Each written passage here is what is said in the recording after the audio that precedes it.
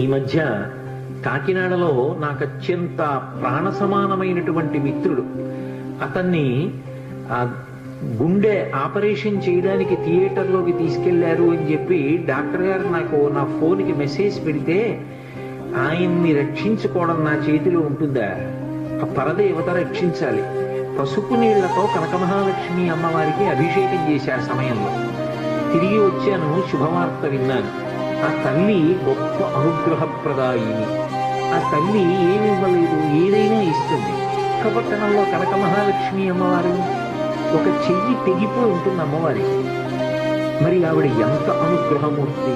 అసలు ఈ మార్గశీర్ష మాసంలో విశాఖపట్టణంలో కనకమహాలక్ష్మి అమ్మవారి యొక్క దేవస్థానం ఇసుకేస్తే రావడం, అంతటి అనుగ్రహప్రదాయిని. ఆ తల్లి పాదముల దగ్గరికి వెళ్ళి నమస్కరించాలి తప్ప ఆవిడ అనుగ్రహించలేనటువంటి విషయం